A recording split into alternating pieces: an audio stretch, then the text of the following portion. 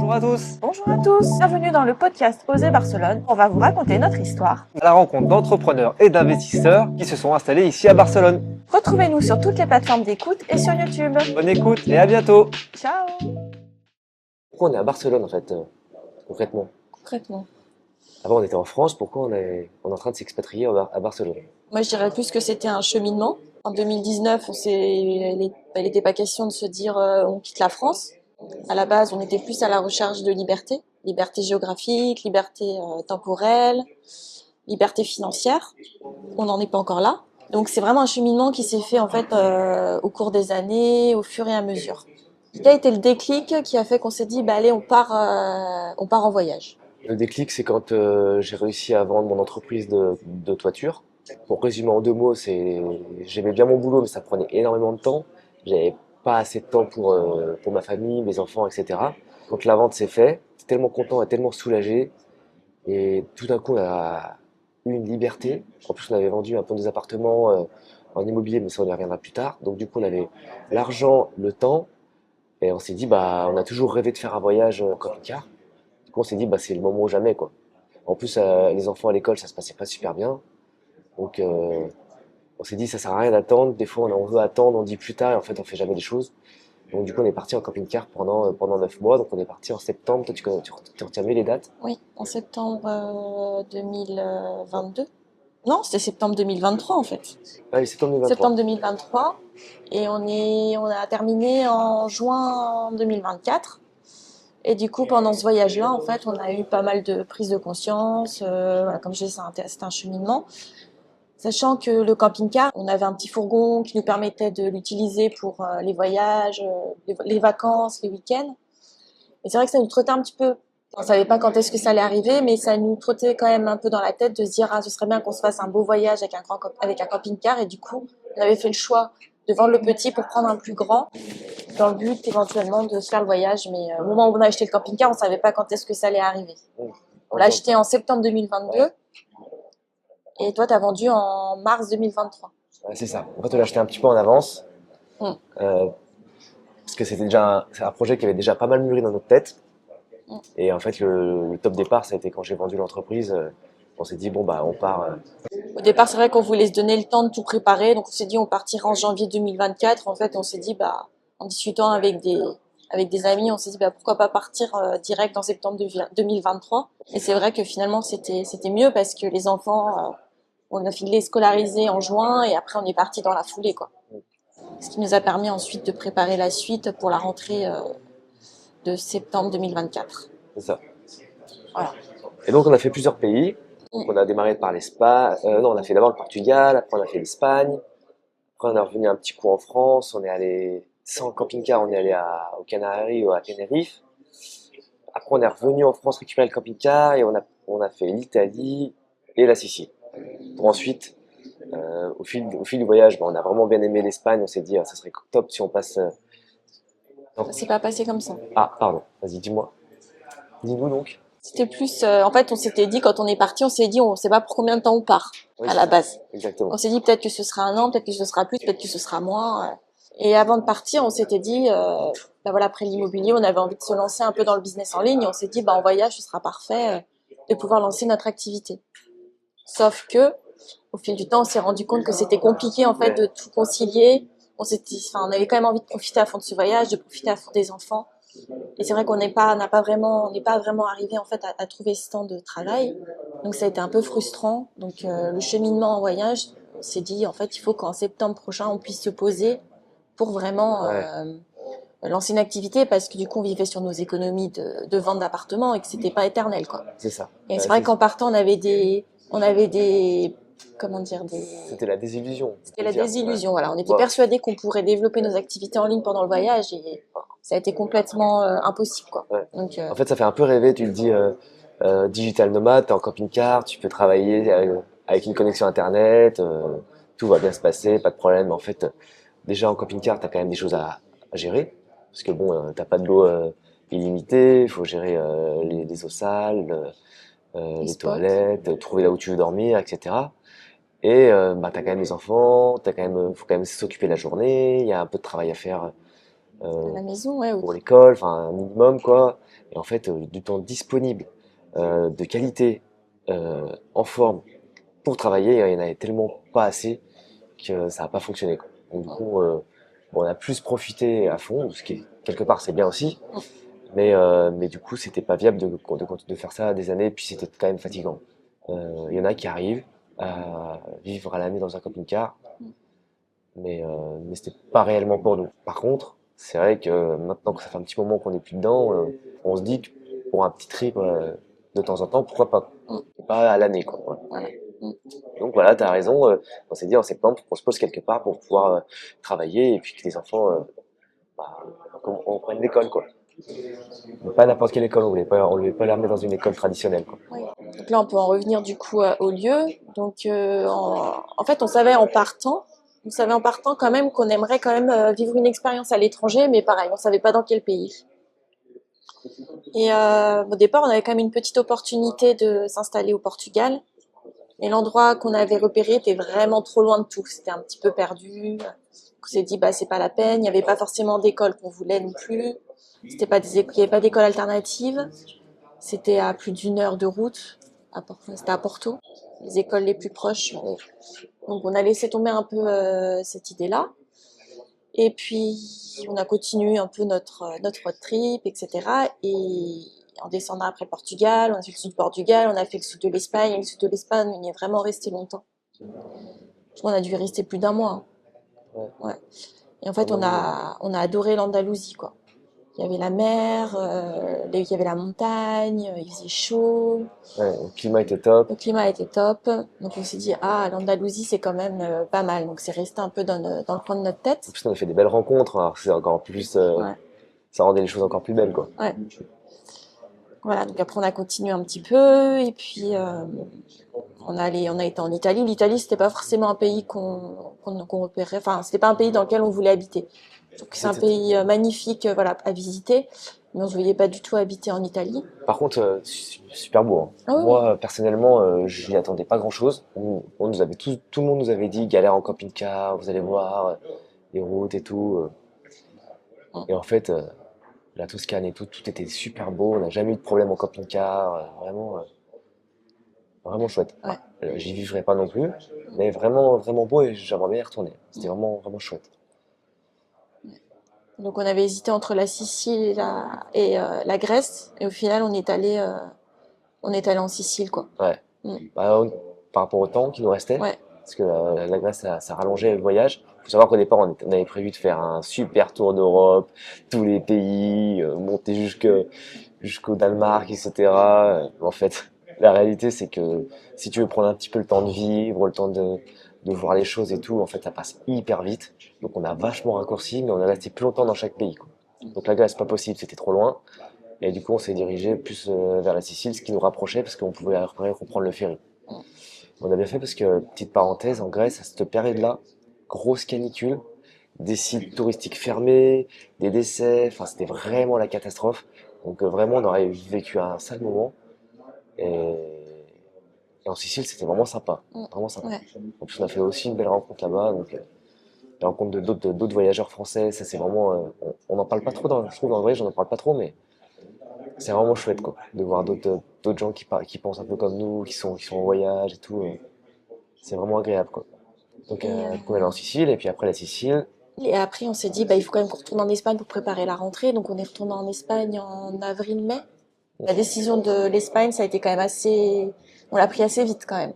On est parti en septembre, en mars, on savait qu'on voulait être en Espagne. Donc, on a repris le ferry du coup de l'Italie et on est allé visiter du coup les écoles. Les enfants, ils ont fait des séances d'essai dans les 2 écoles. Ouais, c'est ça. Et quelques semaines plus tard, après les essais, ils nous ont dit que ça allait pas être possible. Alors je précise quand même que nous on était vraiment sûrs d'avoir une école. C'est juste une question de choix. Alors Malaga c'était plus grosse ville vers la côte et tout. Ça avait des avantages et des inconvénients. Et vous avez Grenade un peu plus dans la nature, un peu plus loin de la mer. Mais chouette aussi quoi. Moi les deux me convenaient. J'avais une petite préférence pour Grenade. Ouais.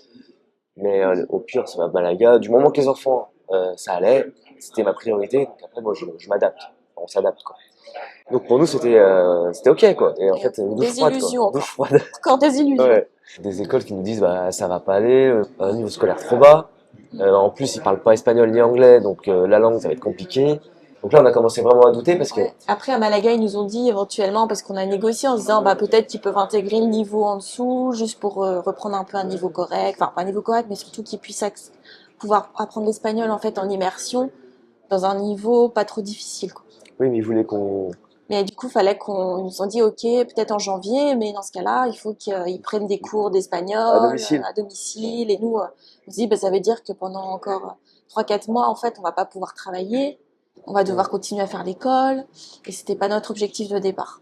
Pourtant, c'est ce qui se passe un peu maintenant, mais bon, on en reparlera plus tard. Ouais, C'est fou, quoi. c'est fou. Ouais. Maintenant que tu le racontes, c'est fou, hein. Ah, c'est fou. Ouais. Parce que ça aurait peut-être été moins compliqué. Mais bon, Ouais. on y reviendra. On y reviendra, ouais. Et donc, on s'est dit, voilà, quoi, douche froide, c'était fin mai, quoi. Enfin, en mai, Donc d'un coup, plus d'école, quoi. plus d'école, quoi. Donc Et on retrouve à la case départ, en fait. Et en plus, on avait l'idée de vendre le camping-car en juin. Enfin, Ouais. à partir du mois de juin, de le mettre en vente au mois de juin. On s'est dit, mais punaise, comment on va faire? Il nous reste plus beaucoup de temps, quoi, pour trouver une solution.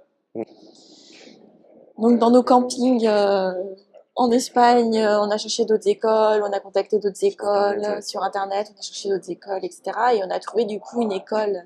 En fait, il y a des écoles qui nous ont pas répondu. On avait vu une école aussi sur l'autre île, À là. Palma, Ah oui, à Majorque. à Majorque. À Palma, de Ouais. Majorque. Et l'école était top et le directeur était génial, par contre. Ouais. Super Mm. ouvert d'esprit et tout, donc ça aurait pu faire là-bas. Mais côté organisation, quand même plus compliqué que Barcelone, Oui, oui. je pense. Bon, Bon, vous voyez que l'école, c'était un petit peu l'élément, c'est le central. le central, en Ouais. fait. Ouais. Pour nous, c'était le plus important, C'était le plus l'école. important. Nous, si l'école se passe bien et les enfants sont bien, ben, reste, après la vie de ça famille, roule. elle est bien. Et le reste, ça suit. On a l'énergie pour bosser. Enfin, il n'y a aucun problème, quoi. À Majorque, ça aurait pu être bien, mais on s'est dit que ouais, au niveau organisation, c'était chaud. Au final, vu comment ça s'est passé ici à Barcelone, je suis pas sûr que ça aurait été plus compliqué. Mais bon, c'est pareil. On y reviendra. Parce que là, il y a des choses à raconter. Donc finalement, en fait, on a eu l'entretien avec l'école Momo à Barcelone et c'était tellement encore plus sympa, plus fluide. Et en plus, on a pu la visiter parce qu'on était à côté. C'est ça aussi qui nous a décidé. On était En fait, c'est parce qu'on rentrait en On rentrait en France, et on France. s'est dit, bah, pourquoi pas, de toute façon, on va passer par Barcelone, donc, bah, autant en profiter pour aller visiter l'école et puis voir si ça nous convient. Ouais. Donc, c'est plutôt bien goupillé. Et contrairement aux deux autres écoles, c'est vrai que Momo nous a dit limite que c'était une chance d'avoir des Français dans l'école, quoi. Ils ont même fait venir du coup des parents qui parlent français le jour de la visite. Et en fait, Pour on nous se rend aider, compte que dans l'école, il y a de plus en plus, il y a pas mal de parents en fait finalement qui parlent un peu ouais, français. ouais, c'est vrai. Ils osaient pas venir nous voir parce qu'ils avaient peur de pas Ouais. être à la hauteur avec leur français et tout. Ouais. Et finalement, petit à petit, ça se débloque, Mm. et puis ils viennent nous parler. Et en fait, on se rend compte que finalement, il y a beaucoup d'opportunités, beaucoup d'entrepreneurs. On s'est dit, bah ouais, pourquoi pas, voilà, on s'installe ici, on lance notre podcast. Et puis en fait, ce qui s'est passé, c'est que cet été, du coup, on a passé quand même une bonne partie de notre été en France. On a eu une opportunité ICAMI, quoi. On voulait s'installer à Barcelone, mais du coup continuer, essayer de développer notre activité en ligne, notre business en ligne, parce qu'on a toujours ça en tête. Sachant que l'immobilier, on est un peu obligé de mettre en stand-by parce que Ouais. bah voilà, faut se recréer une activité. Et donc on s'est dit bah on se lance dans le business en ligne quoi. Et Une semaine avant de partir, une semaine, on est invité à un événement. un after work en lien avec l'immobilier. Voilà, c'est ça. On nous présente le réseau immobilier ICAMI.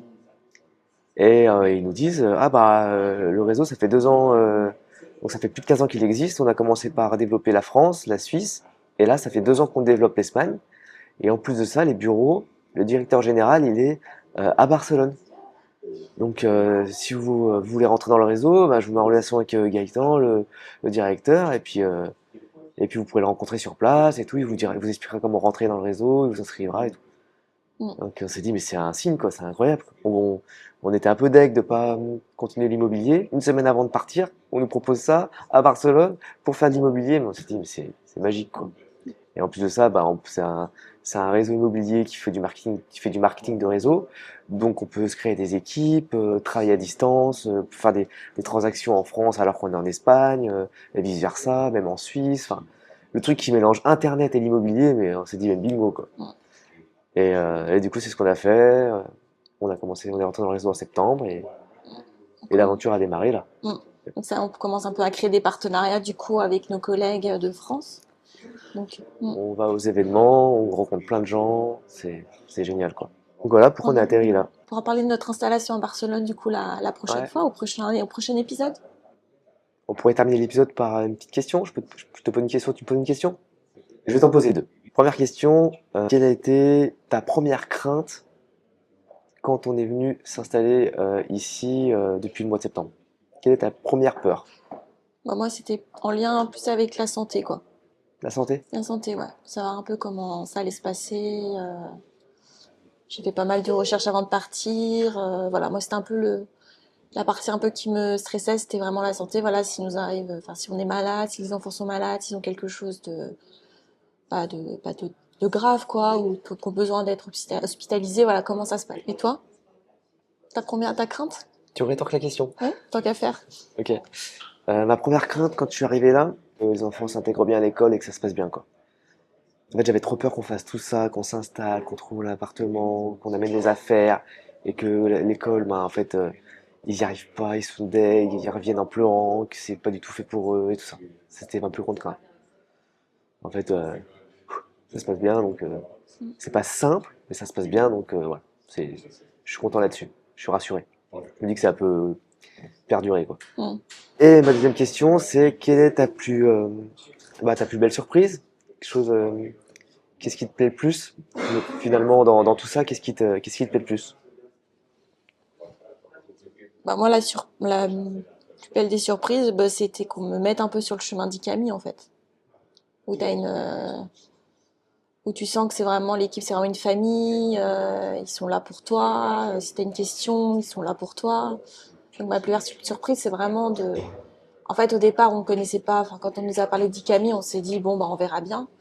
Et en fait, au final, en rencontrant différentes personnes, voilà, du réseau espagnol, en fait, on se rend compte qu'il y a vraiment une vraie solidarité, qu'il y a une vraie famille, que les gens ils sont là pour toi Les valeurs, quoi. Leurs les valeurs. valeurs. Et du coup, je suis agréablement surprise en fait du réseau Ikami. On savait pas trop dans quoi on allait s'embarquer, et en fait, je suis agréablement surprise.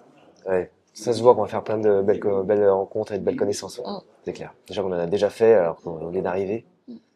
Ouais, je vois ce que tu veux dire. Ouais. Et donc, je te retourne la question aussi. C'est intéressant de savoir un Ouais. peu. La prochaine fois, c'est toi qui commence. C'est facile. Moi, ma plus grosse surprise, qu'est-ce que c'est? Moi, ma plus grosse surprise, je peux pas dire la même chose que toi, c'est de découvrir en fait qu'il y a plein d'entrepreneurs français dans beaucoup de domaines liés à l'immobilier, surtout, à l'entrepreneuriat, des Français qui ont osé, qui ont ouvert des boutiques, qui ont ouvert une fromagerie par exemple, où on peut prendre de la raclette. Je pense à ça parce que ça manque un petit peu Oui. la raclette quand il fait un peu frais et tout ça, mais Le pain aussi, il y a une poissonnerie où c'est des Français. ouais, quand on va aller à la rencontre de ces gens-là, ça va être hyper enrichissant, quoi. Mm. En fait, on n'est pas les seuls à faire ce genre de projet. On n'est pas tout seul isolés dans notre coin. On peut se faire vite un réseau. Bah, la preuve, toi, t'en as pas parlé, mais t'as déjà rejoint un réseau d'entrepreneuses. Enfin, c'est en train d'arriver, quoi. Une Ouais. semaine après, presque. J'ai organisé aussi un premier live du coup avec une entrepreneuse Ouais. aussi de Barcelone. C'est hyper riche et incroyable. Je pense que ça donne envie de construire des choses et tout. C'est vraiment, Elle a c'est la vraiment top, quoi. rencontre, ouais. Ouais. Elle a la rencontre de ces entrepreneurs qui nous Ouais. partagent un peu leur C'est parcours, comment ils sont arrivés à Barcelone, c'est etc. trop enrichissant. Ça va être un petit peu aussi les différentes thématiques, les différents sujets du podcast. Ce qui est fou, c'est qu'à chaque fois que je rencontre un Français qui est installé ici et que je lui demande depuis quand il est à Barcelone, bah, la plupart du temps, c'est 15 ans, 20 ans, 25 ans. Je dis, mais en fait, les gens, ils arrivent ici, ils repartent plus, quoi. Ouais. Et on s'est dit, mais comment c'est possible? Comme vu les difficultés qu'on a eues au début, on s'est dit, mais comment c'est possible Après, on n'a pas expliqué ouais, pourquoi on a aimé l'Espagne. Ouais, c'est vrai. Si tu veux rebondir du coup Ouais. là-dessus. Bah, l'ambiance espagnole, franchement, je trouve, elle est top. Et c'est vachement festif. Ils sont hyper gentils, hyper accueillants. En plein hiver, Ça, c'est vraiment agréable. en plein hiver, ils sont encore en terrasse. Ouais. Ils rajoutent juste des petits plastiques, bâches, des petites bâches ouais. autour. Ouais, c'est trop Et bien, sinon, voilà, ça fait comme une seconde pièce. Et les gens, ils boivent leur café, leur cerveza ça. C'est clair. à l'extérieur en plein mois d'hiver, Ouais. en plein mois de décembre. Le climat, bon là il fait un peu frais parce qu'on est au mois de décembre, mais honnêtement, dès qu'il n'y a pas de vent ou qu'il y a le soleil, il fait vite 15 degrés, franchement on est bien. Et puis franchement, Ouais, ils sont respectueux, on s'y sent bien, quoi. Franchement, Ils sont accueillants, très accueillants, accueillants. ouais. Tu veux rajouter quelque chose par rapport à ça? Non, non. Je pense que pour aujourd'hui, on est pas mal. Ouais, on peut finir sur le fait qu'on a enfin trouvé un appartement long terme, quoi. Ouais, Et on pas peut très rester- loin de l'école. Ouais, on n'est pas loin de l'école, on peut rester autant de temps qu'on veut ici. Mm. C'est pas du court durée comme on a pu faire. Puis comme beaucoup d'appartements à Barcelone, hein, tu as quand même beaucoup d'appartements en location qui sont sur de la courte durée, Ouais. 11 mois. C'est tellement galère de trouver un appart que des fois tu travailles sur des trucs, sur des contrats de 11 mois, où au bout de 11 mois, soit ils t'augmentent le loyer, soit tu dois changer d'appart, quoi. Donc là, on est content, on a enfin trouvé un appart. Il y a un espace de coworking, il y a un petit salon commun et tout. On montrera dans un autre épisode, mais il y a une piscine qu'on pourra profiter l'été. Le tram, il est juste à côté, Voilà, on a on peut côté des facilement transports. aller à Barcelone.